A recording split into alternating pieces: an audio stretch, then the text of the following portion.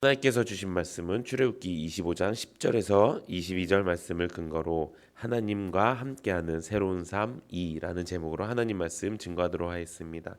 하나님 나라에 향하여 출애굽기 강의 108번째 시간입니다. 오늘은 어제에 이어서 이스라엘 백성들이 하나님과 함께할 새로운 삶에 대한 말씀입니다. 하나님께서는 모세를 따로 부르셨고 그 모세에게 이제 하나님의 성소를 만들라 하셨습니다. 그래서 어제 말씀은 이 성소를 만들 때 필요한 것이 무엇인지에 대해서 말씀을 드렸습니다. 성소를 만들 때 하나님께서는 이스라엘 백성들에게 예물을 내기를 원하셨습니다.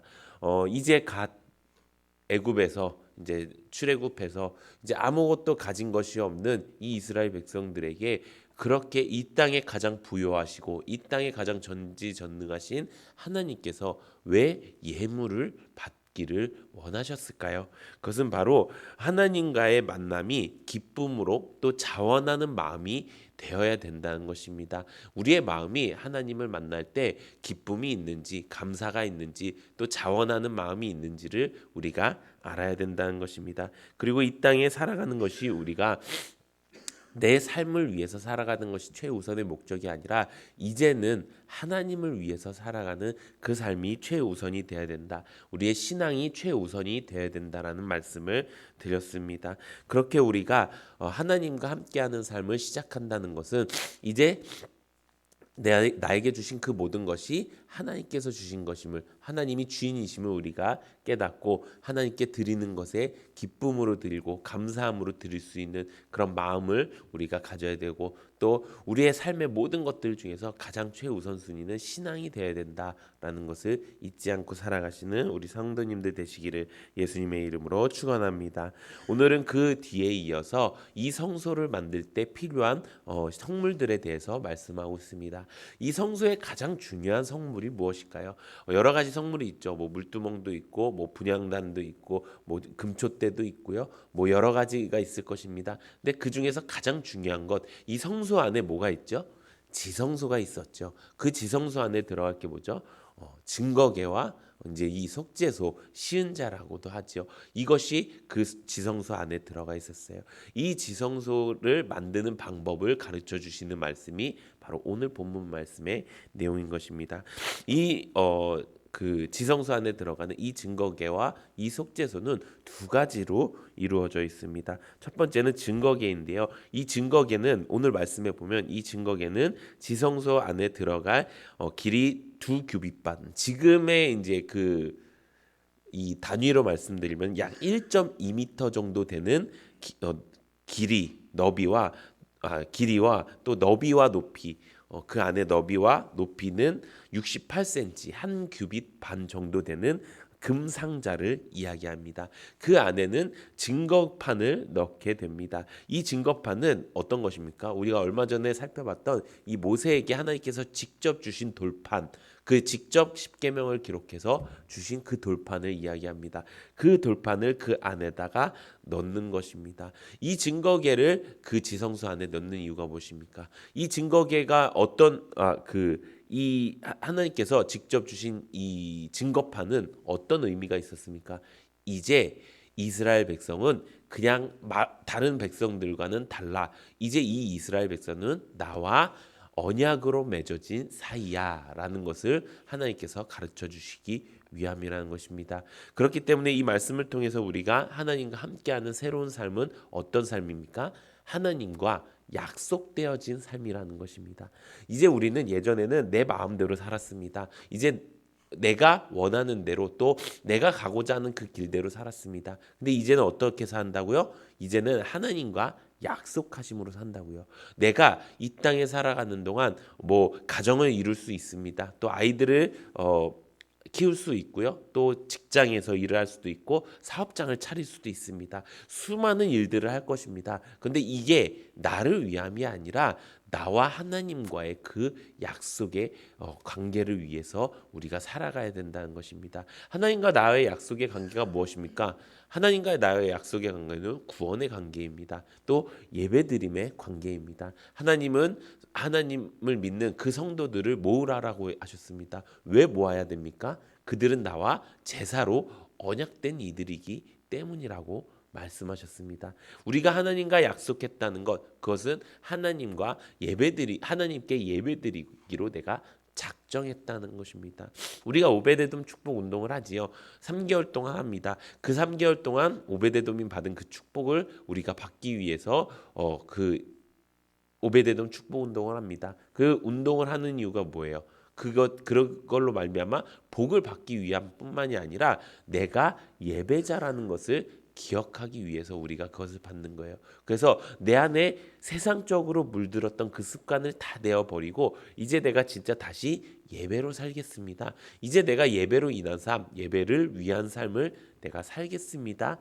결단하는 그 운동을 하는 것이 바로 오베데돔 축복 운동인 거예요.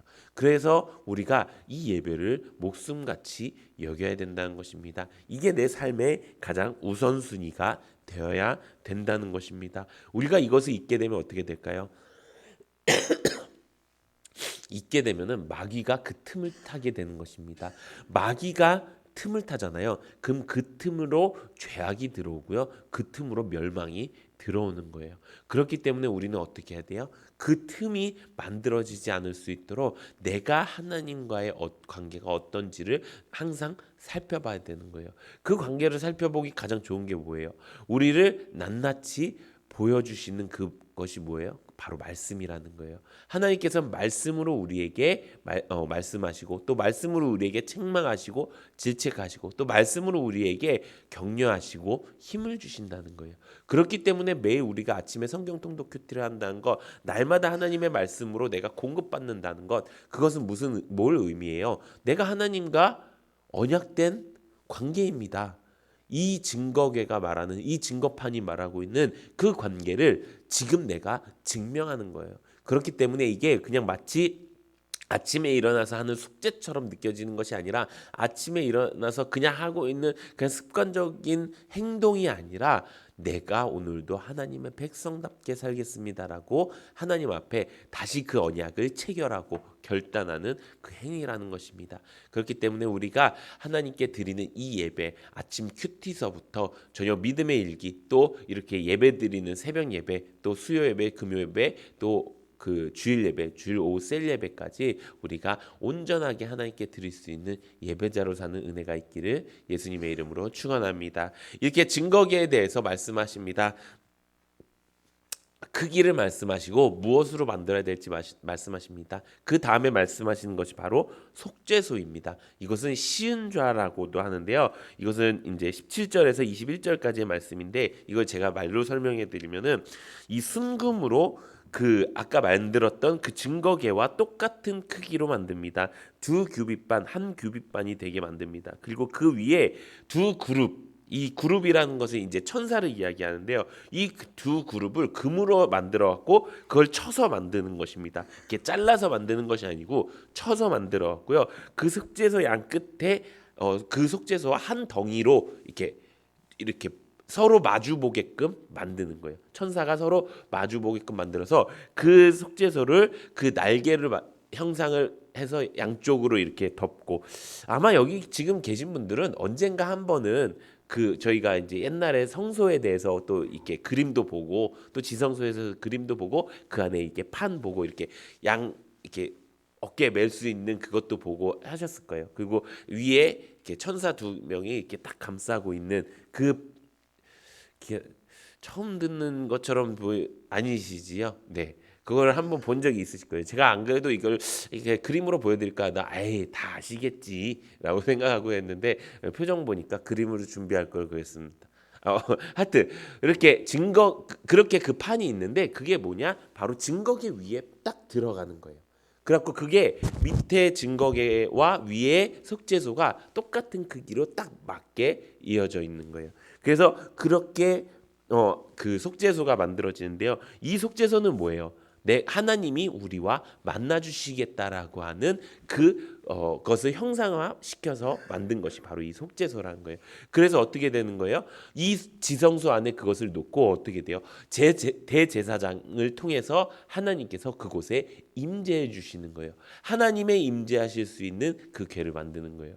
이것을 그 이스라엘 백성들에게 만들라라고 말씀하신 내용이 바로 오늘 본문 말씀의 내용인 것입니다. 이것을 통해서 우리가 알 수 있는 게 무엇입니까? 바로 하나님께서 이제 너희를 직접 만나시겠다라고 말씀하시는 거예요. 옛날에 신을 이제 지칭한다고 하면은, 신을 생각한다는 거 하면은 어떻습니까? 뭐 지금도 솔직히 우리 눈에 보이진 않지만 우리의 마음에 성령 하나님을 주셔서 그것이 믿어지도록 만드는 게 하나님의 역사하심입니다. 근데 그때는 신을 믿을 때 이렇게 신을 직접 눈으로 보는 것이 아니라 신이 내린 은총을, 신이 내린 그 은혜를 그 뭐랄까, 내가 그것을 맛보고, 내가 지금 그 신이 내 눈앞에 있군요. 이것을 사람들이 경험하는 것이 바로 신을 만나는 방법이었습니다. 근데 그것이 다 가짜이지요. 내 마음속에 그냥 마귀가 요동쳐서 그 애굽 사람들도 그 10가지 신들을 믿게 만들었고, 내가 하나님이 주인인데, 그 사람들은 몰랐죠. 하나님이 이 땅의 주인인데 그 신들이 그 땅의 주인인 줄 알고 어떻게 합니까? 보이지도 않는 신, 느껴지지도 않는 그 신한테 빌고 또 빌고 또 빕니다. 근데 하나님께서 어떻게 하신다고요? 직접 우리를 만나러 오신다고요. 그리고 그곳에서 우리에게 말씀하시고 그곳에서 우리에게 능력을 행하신다는 거예요. 하나님은요, 유일신이에요. 하나님은요, 살아계신 하나님이세요. 이전에도 사셨고요, 지금도 살아계시고요, 앞으로도 영원히 사실 분이 바로 하나님이세요.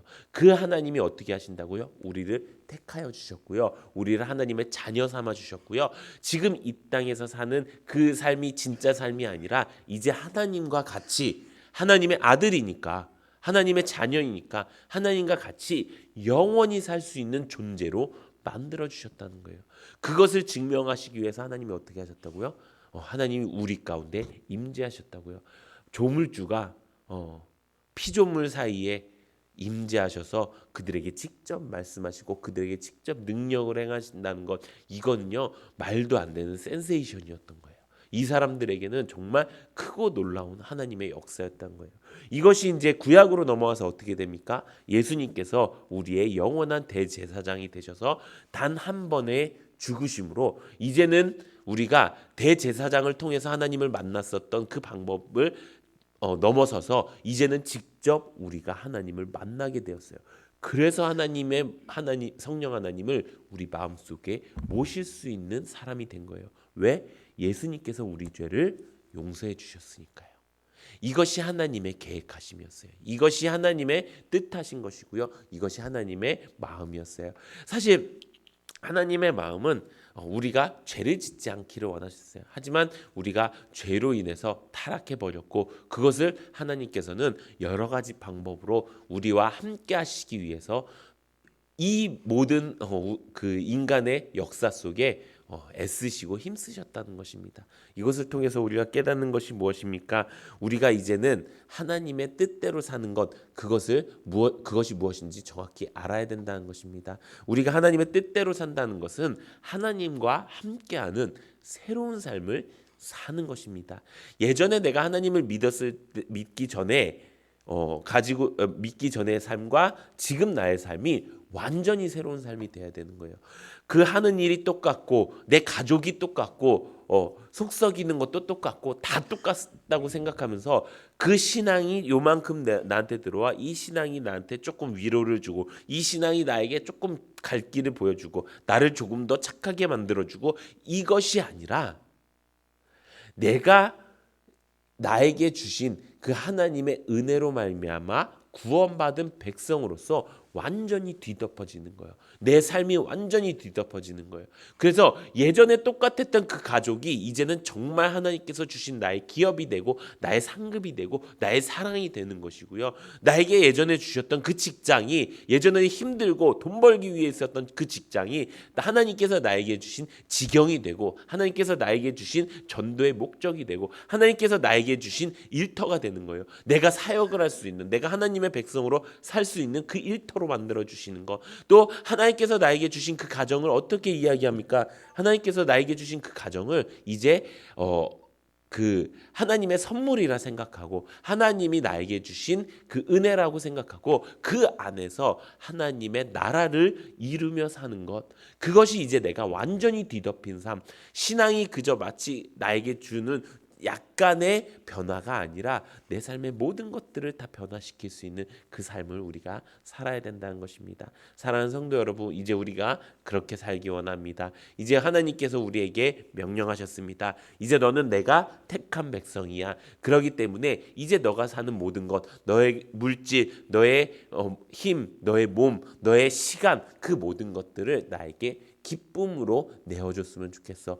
그로 말미암아 내가 이제 너와 함께 할 것이고 내가 너와 약속한 모든 것을 내가 지킬 것이야. 그러니 이제 너와 함께 하길 원해 라고 하는 그 하나님의 말씀에 우리가 아멘으로 화답할 수 있는 우리 모든 성도님들 되시기를 예수님의 이름으로 축원합니다.